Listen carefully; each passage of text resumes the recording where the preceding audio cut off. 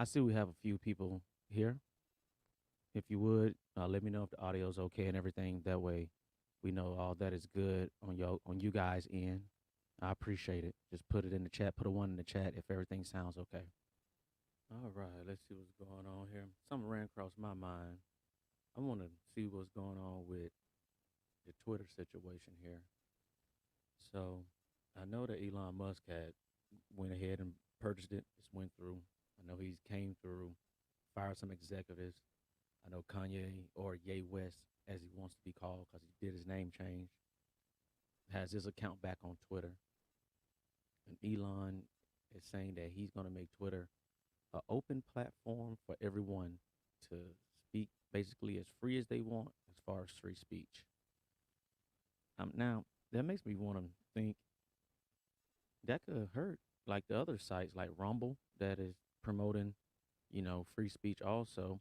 And they kind of was in a niche spot because everybody else, had their own guidelines that they kept enforcing to keep people from, basically saying anything that they want to say. So I don't know. It's just going to be interesting to see how that works out with Rumble and Parler to see if they ever really catch on and be a real viable competitor, for a YouTube or for or Twitter or for, Instagram, like in the case of Parler be competing with like Twitter and Instagram, and Rumble competing with YouTube and Facebook. You know what I'm saying? So that's going to be interesting to see how this pans out over the next year, actually next year or so, after the midterms and then coming up for the 2024 election. So you figure, about a year and a half from now to 2 years, it's going to be interesting to see what happens with Parler and Rumble.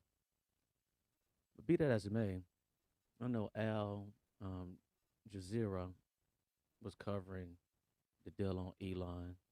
So I'm curious to see, how they covered it. Seemed like they got a 24-minute video that I saw.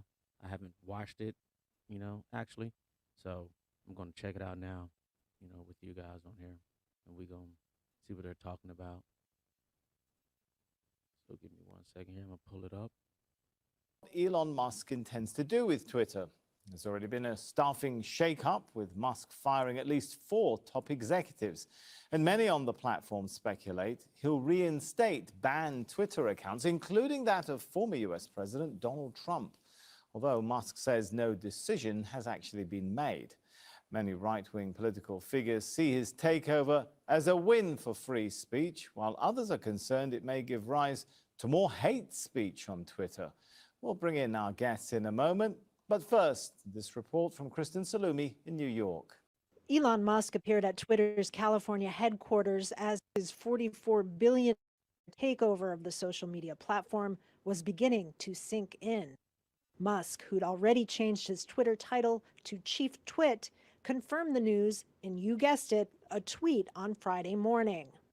But it's how free the bird will be that is of most concern to users. His first move was to fire CEO Parag Agrawal and top executives.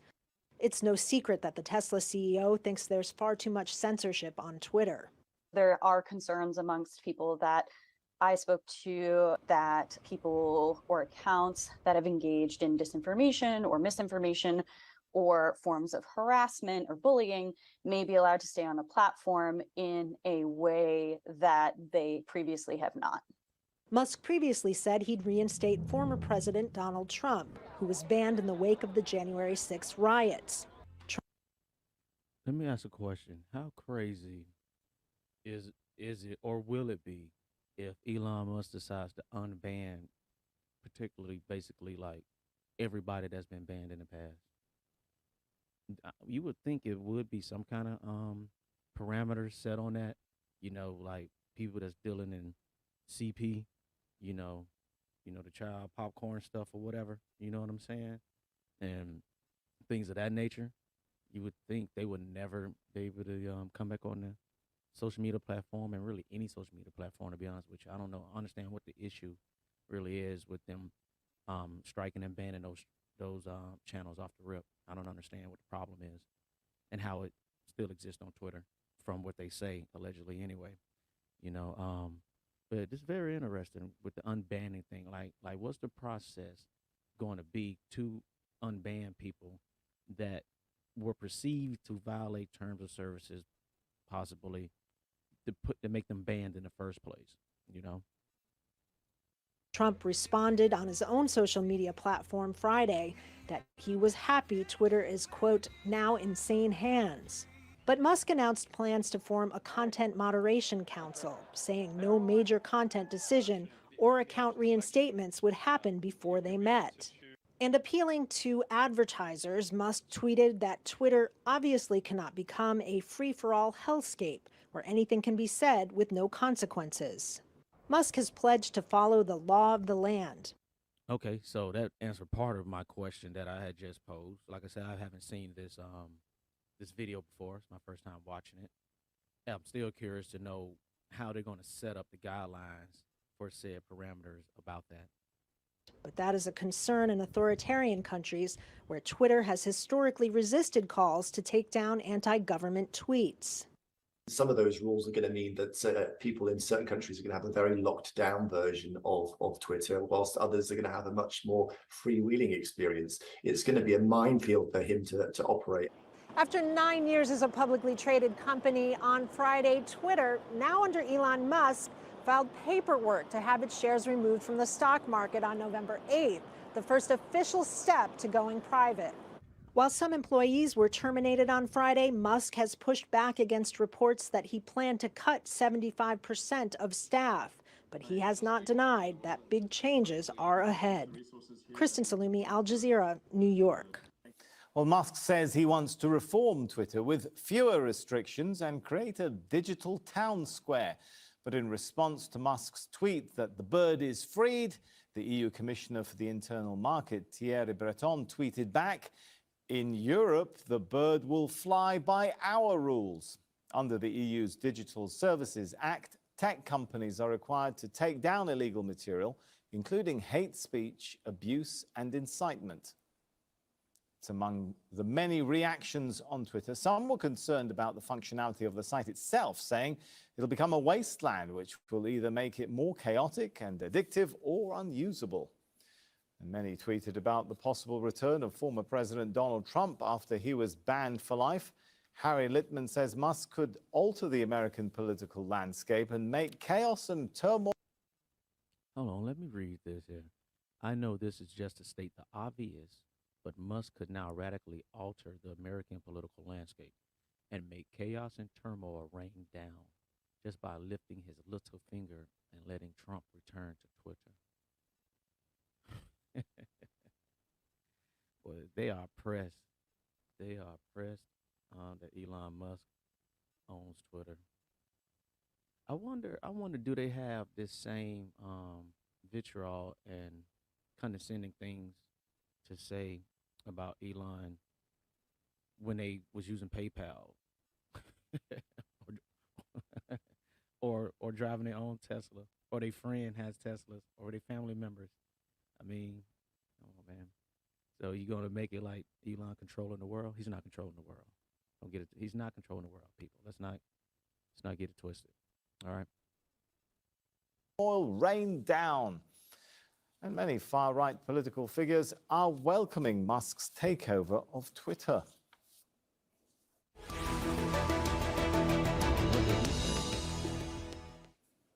About the possible return of former President Donald Trump after he was banned for life. All right. Some turmoil welcoming Musk's takeover. Who is this? Nigel Farage? Don't know who this is. This is a huge day for the free speech. This is a huge day for free speech, but Elon Musk has work to do. It would not be easy to turn Twitter around. Yeah.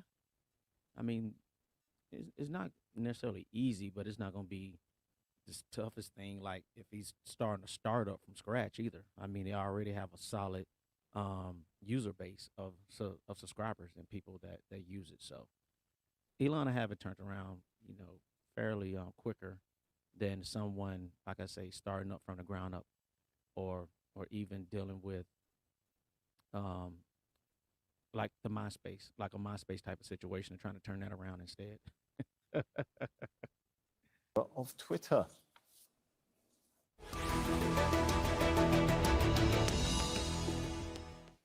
Let's bring in our panel now. We have in New York, Suzanne Nossel, the CEO of PEN America, a leading human rights organization and author of Dare to Speak, Defending Free Speech for All.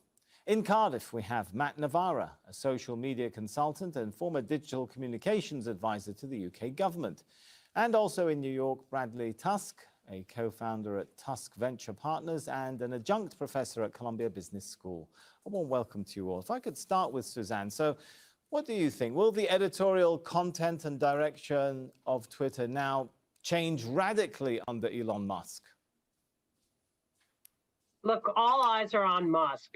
When he first began this transaction, he spoke very broadly about getting rid of all of the guardrails for content moderation on Twitter. He seemed determined to correct what he saw as political bias, and he thought the way of doing that was to dismantle all the rules. There are some signs as the deal has gone through that he's rethinking, that he may be learning. He said to advertisers, look, this can't become a free-for-all hellscape. He realizes that's a genuine danger. And that is what would happen if you did away with all the rules wholesale. He has now said he's going to set up a council, something like perhaps the Facebook Oversight Board, that is going to bring together diverse voices to weigh in on content moderation decisions. So I think there's some glimmers of hope that it's dawning on him that this is far more complex than he bargained for, and that a one-size sweeping away of all of the rules is not going to create the environment for rich discourse that he purports to want, that instead it would be a kind of Tower of Babel where disinformation, online harassment, hatred, vitriol would reign. All right, interesting. Matt, do you think then the concerns about it becoming a haven for far-right extremism, hate speech, and that disinformation which Suzanne was talking about, do you think that's now maybe not much of a concern? I have a question before we go to this next gentleman and what his opinion is on the topic. Why would people think, going by what I was listening to what she was saying, and I'm thinking that other people, would feel the same as she does. Why would people think that he hasn't thought about the difficulty, the nuances, and things of that nature about what's going to happen with Twitter, what's been going on with Twitter? I mean, he has a direct line to Jack Dorsey. Jack Dorsey, which is the founder of Twitter, is still heavily involved in Twitter. He's on the board, and he's a friend of Elon's, and they've been known to talk rather frequently for years. So why would they think that he doesn't really know what he's getting into, or he's learning how hard it might be or how more difficult and things, blah, blah, blah, blah, blah, than before? Who are we talking about here? We're not talking about your regular Joe Schmo or anybody for that matter. We're talking about a very unique individual in his own right, respectfully so, taking nothing away from anybody else on the planet. But we see and know, and we're still learning about the things that he can do in his visions. He's a visionary. So it's very interesting to me when I see people on these shows and they soapbox and so on and so forth, and then they say pretty, concrete things like what she's saying. And I just want to know, how did you come to that conclusion, to be able to get up on national platforms and say that? I mean, and by the way, it's not Elon doing this by himself. He's not just like a guy with a notepad or something, and he's doing it all by himself. He has a team. He has a team of people that he actually trusts, just like with him blocking out the coders of Twitter, as they I read one article that's talking about that, and he's using his coders and his engineers from Tesla to basically do an audit of the code of Twitter, the in-depth code of Twitter and the functionality of it, and things of that nature. So he has a team that you don't know who these people are, and you're going to talk about it like he just basically a guy with a bunch of money, and he got this new toy to play with, and he doesn't know how to put all the pieces together. Okay. Like I say, we shall see. Go out a year and a half, 2 years from now. or not too much of a concern as it was a few months ago? I think anything that involves Elon Musk involves taking it with a pinch of salt, because the man changes his mind like the weather. You know, things that he said he wanted to do with Twitter a few months ago have already started to change in the first few days of this transaction going through. So I think. Whoa, was my guy bitter? I decided to take anything that Elon Musk say with a pinch of salt. The man changes his mind like the weather. Yo, whoa, easy, Matt. Slow it down, Matt. Hold on. Where's this coming from? Where's this coming from, my guy? You talking about a guy that put up about 2,000 some satellites, man. He got his own rocket company, man. What are we talking about? He's digging tunnels under the ground of the United States, man. What's happening? You just gonna chalk my guy up to yeah, anything he says or thinks in that brain of his is, just take it with a pinch of salt, a grain of salt, Eh? That's Canadian, by the way, but you know what I mean. Started to change in the first few days of this transaction a few months, because the man changes his mind like the weather. You know, things that he said he wanted to do with Twitter a few months ago have already started to change in the first few days of this transaction going through. So I think we need to sort of wait and see. But I do think that Twitter is known to have issues with, like many social media sites, with harassment and bullying and abuse. And I don't think that's going to change anytime soon. And I think that some of the suggestions that Elon Musk makes, I think that the complexities of it and the impact it will have, I think he's underestimating. And if you look to sites like Parler and Truth Social, Trump's platform, and Rumble, these aren't places that are A, very profitable, B, much fun to be around, and C, that stick around a great deal of time with a large number of people. So I think, no one wants to hang around in that. Certainly not a large group of people like the size that Twitter has to deal with at the moment on its platform. So I think he's got his work cut out, and I think it's going to be one of the biggest business challenges he's taken on yet. All right, talking about business challenges, maybe a good point to read this tweet by... Once again, like I said, you can't compare Twitter to True Social, which is Trump's site, with Rumble. I mean, you could compare it if you want to, but it's no comparison, actually. Twitter's user base is insane. Let me see. How many people are on Twitter? Approximately 217 million monetizable daily active users on Twitter, excuse me. That is insane. So you can't compare True Social and Rumble, like that to Twitter. Seriously. Approximately 217 million. And that was as of February 2021. February 21st of this year. So the number's probably even more now, especially since Elon has taken it over and he's already unbanned some people. Kanye's been unbanned, and he has like 31.7 million followers just on his Twitter account right now.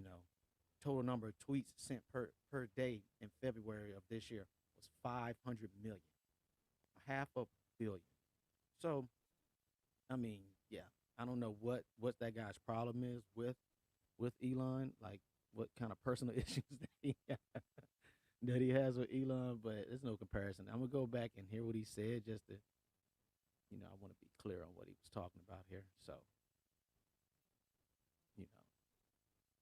the first few days of this transaction going through. So I think we need to sort of wait and see. But I do think that Twitter is known to have issues with, like many social media sites, with harassment and bullying and abuse. And I don't think that's going to change anytime soon. And I think that some of the suggestions that Elon Musk makes, I think that the complexities of it and the impact it will have, I think he's underestimating. And if you look to sites like Parler and Truth Social, Trump's platform, and Rumble, these aren't places that are A, very profitable, B, much fun to be around, and C, that stick around a great deal of time with a large number of people. So I think, no one wants to hang around in that. Certainly not a large group of people like the size that Twitter has to deal with at the moment on its platform. So I think he's got his work cut out, and I think it's going to be one of the biggest business challenges he's taken on yet.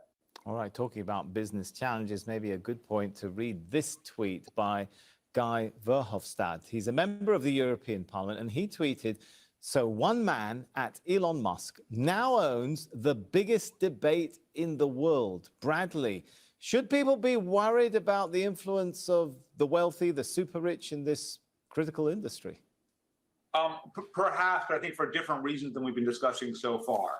On the whether Twitter will become a hellscape, I would argue it already is. And regardless of what Musk tries to do, positive or negative, he's not going to be able to impact it that much. It's going to come down to, at least in the US, new regulations that force change. But overall, it seems to me that maybe one hidden reason why Musk is doing this that we haven't really looked at much so far is there is no person on the planet that benefits more from hype around retail investing than Elon Musk. Tesla is worth $721 billion as of market close yesterday. The real value is probably 1/10 that. And the rest is pixie dust and hype, but he is better at that than anyone else. And the machine that creates the most pixie dust, the most hype, is Twitter. So both for Tesla now and SpaceX, when that goes public, Neuralink, in all these situations, if he can control the mechanism to keep artificially boosting the price of his shares, that may be why it makes the most sense for him economically. So there is a big business incentive. Suzanne, how can one ensure that there won't be an unnecessary, shall we say, overlapping of motives for how social media work in this kind of case? You know, it's difficult. I mean, these are private companies. They're not regulated today. The idea that they'll be regulated in real time here in the United States, I think is unfortunately pretty far-fetched. There's some regulations I would support. There's some regulatory proposals that I think go too far. But the fact is we have been politically hamstrung, even though there's an ostensible consensus across Democrats and Republicans that something needs to be done about big tech. The minute you get down to specific proposals, there are deadlocks and there has been no movement. The European Union, as you touched on, is moving forward but in a experimental way with putting obligations on the companies to moderate content, to take down hateful speech and disinformation. And those obligations are serious. They bear significant fines. Now, when it comes to Musk's ability to promote his own business interests on the platform, that may not be swept up in European regulation. He may be quite free to do that. And so I think that is something we have to monitor. The minute you have a public square of this size and scope that is the domain for so much of our political discourse in the hands of one man, he's got Saudi investors who are number 2 on the list now in terms of the most powerful backers of Twitter. And so I think there are serious political implications. There is going to be a national security review of the transaction, although I think the consensus is that it doesn't really pose any issues because Musk is an American. Interesting. Well, Matt, Musk says he's going to form a content moderation council. Will that be enough? Well,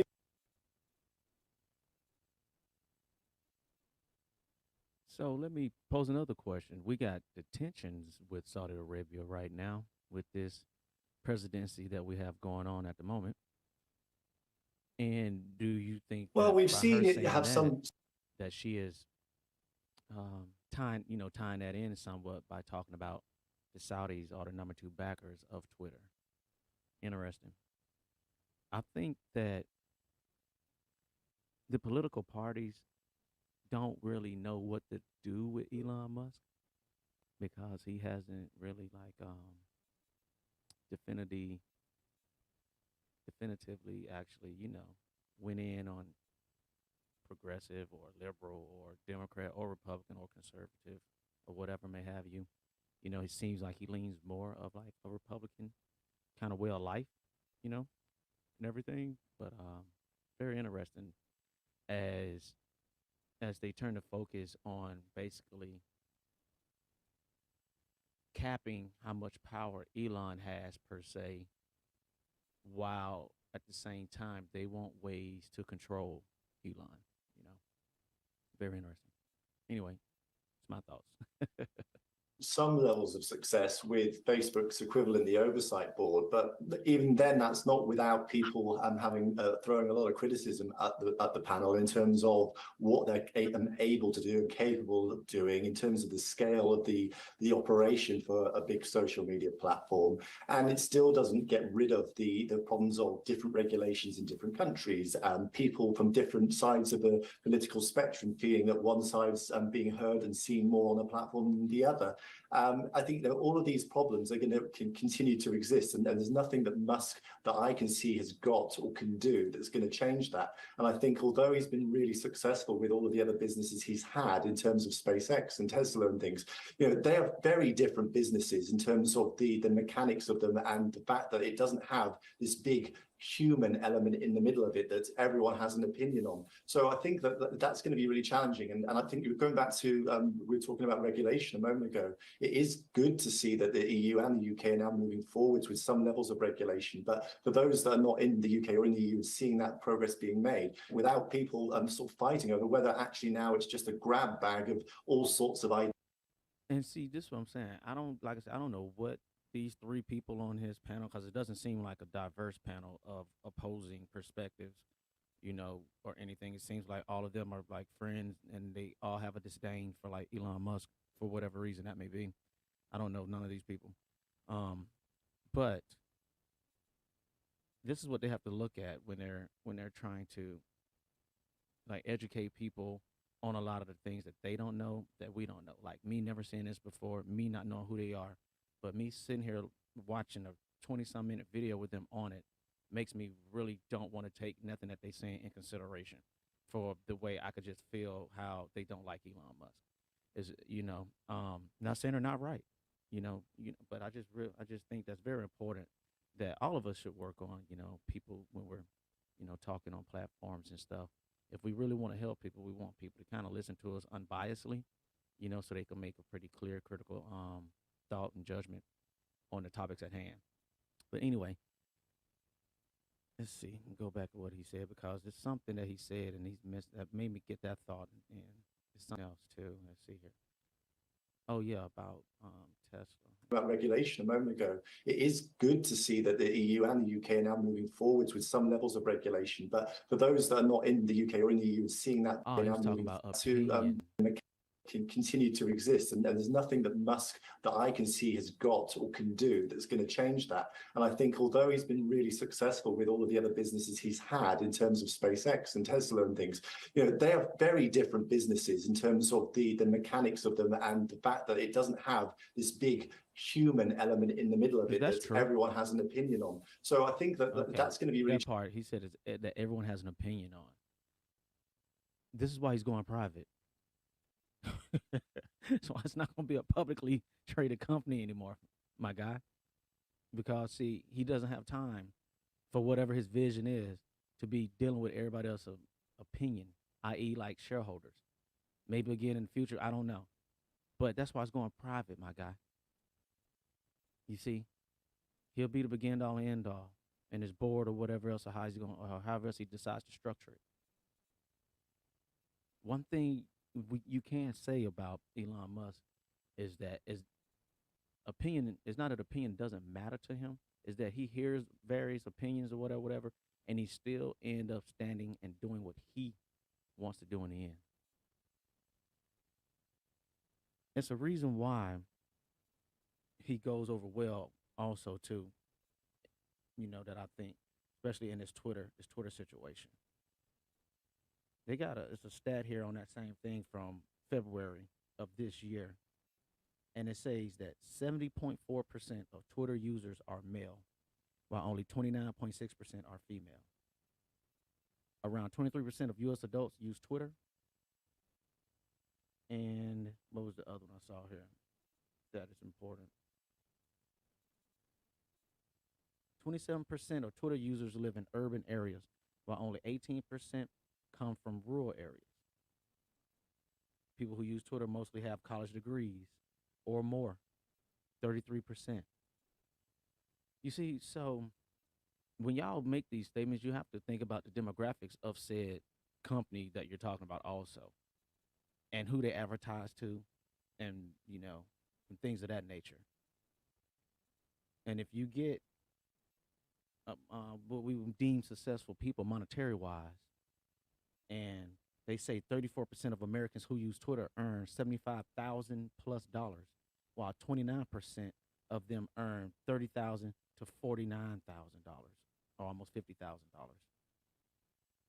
I mean, don't these opinions are very, very different. Just opinions on taxes is very different from the 75 plus K earners to your 30,000 to your 50,000 K earners. You know, so the opinion game is for the birds if you really striving for success and you're going to be a legacy driven visionary. But hey man, what do I know? I'm just on YouTube. Challenging. And I think going back to, we were talking about regulation a moment ago. It is good to see that the EU and the UK are now moving forwards with some levels of regulation. But for those that are not in the UK or in the EU, seeing that progress being made without people sort of fighting over whether actually now it's just a grab bag of all sorts of ideas, and it actually is overreaching in some areas and not delivering in others. So there's still a long way to go in terms of the regulation. But this is, again, something big that he's going to have to tackle, as well as things like what do you do with countries like Russia and other countries with more? Well, at least not in the US, because right now we really don't have any regulation. So look, whether Musk is well-intentioned or not, his council on moderation or what Zuckerberg has at Facebook or anything else fundamentally can't work because the business model requires the opposite. Twitter, Facebook, any platform makes their money through advertising. Advertising rates are based on. Where'd you go? If you will, come back up. My fault if I popped you out of there. If you will come back in, I will bring you up.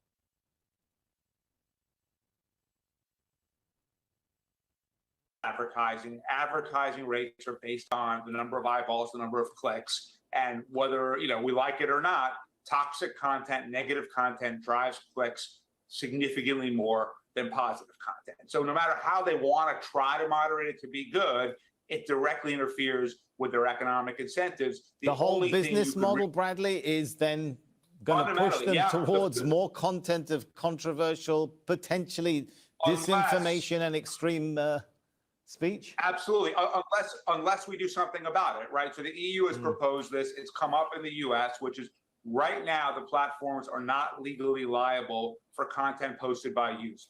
As a result, I can defame all of you all I want. You could come after me for damages, but odds are I don't have that much to recover. But you can't go after Twitter. You can't go after Facebook. You can't go after TikTok. Once that changes, if that changes, and the platforms become legally liable for everything that gets posted, and if they don't deal with it properly, they stand to lose billions of dollars in legal judgments, then all of a sudden you'll see real change. But just relying on the good intentions of the company, or quite frankly, the good intentions and ability of the government, the regulators, the academics, none of that's going to do the trick. Matt, is it that's the situation in the US, and I'm wondering, it's a different situation in other places. The EU's Digital Services Act, is that actually tightening the rules and making social media platforms, are going to make them, I think in 2024, going to make them responsible for the content for hate speech, incitement, terrorism, child sex abuse, and so on? It's quite amazing that we're still sat here in the year that we are in 2022, and we're only now just getting the sort of beginnings of regulation for these platforms that I think by anyone's kind of standards of looking at what's gone on in the last 10 years with social media has clearly got some questions to answer in terms of its negative impacts. But here we are, we've got something on the way. And I think the UK's kind of approach to it and the EU's is somewhat broadly similar. The EU is slightly further ahead in terms of where they are in terms of getting it installed. But there's still the big question, like the UK, for example, and one of the things is about having sort of legal but harmful content in terms of things that are subjective in terms of should they be up, should they be down, and these questions are never going to be satisfactory to Matt, you're talking about the UK's online safety bill, right? So that's a big question about who defines what is harmful. Yeah, I have to agree with Matt on about regulation and things been put in place to help protect children on social media platforms. I don't know exactly what he entails about what kind of regulation that they need, but I know they need regulation and guidelines put in place to protect children more on social media platforms, and definitely to do something about things that are posted by adults about kids on these social media platforms. The things that come up on these social media platforms and Twitter also, specifically Twitter, is unacceptable when it comes to children. Harmful, even if it's not legal. It is, and that's one debate that's raging with that, and it's actually been delayed in the last week in terms of if it's getting passed through the House to get it to finally put into law. But there's also questions around like age protection for kids and children are still able to sign up to these platforms. And then if you actually put restrictions on platforms, so people have to provide ID for them, then it can cause problems in other areas. So you're kind of like spinning plates and turning one key and another lock closes, and it is the most complex kind of business to enter into. And it's none of this legislation is going to change things dramatically, but it will finally put some liability on the companies. And recently in the UK, we've had the case of Molly Russell, who sadly took her own life. And in that case, it was deemed from the coroner's report that social media played a large part in that, and that things need to change. But we've heard all of this before, and we're now still sort of not really close enough to getting it sorted. But all of this is stuff that Elon Musk is going to have to tackle. And I think he's going to be shocked with how much it's going to suck up a lot of his or his team's time. All right, I'm in that right there. You could actually go check out that full video. Let me see here. We'll see exactly where it's at here. The exact title of it is what will Elon Musk do with Twitter? Inside story, and it's on Al Jazeera. Okay, on Al Jazeera. What will Elon Musk do with Twitter? Right. So my thing is, what do y'all think? Do y'all think, like I said in that question, that Elon has too much power, or do you think that that is it's just a lot more going on with these social media platforms and government that we just don't know enough about? I mean, what is the real crux? Like I said, it seems like all three of them aren't fans of Elon Musk for whatever their reasons are. If you're not a fan of Elon Musk, why is that? If you are a fan of Elon Musk, why are you also? You know, curious to know. I'm about to get ready to head up off of here. I appreciate y'all time. Nasib, my bad, brother. I didn't see you over there when I was listening to this previous video. That's my fault. Please come back again. I do apologize for that. Make sure everybody get a chance to check out the channel. This is how you can contact the channel right here. I appreciate you guys. With that said, keep the next generations in mind. Do your best to protect them, to help them. Best way to do that is to be the best version of yourself also. I love you, world. Till next time, every Tuesday, Thursday, Sunday. Remember, 5 p.m. Central, 6 p.m. Eastern, 3 p.m. Pacific.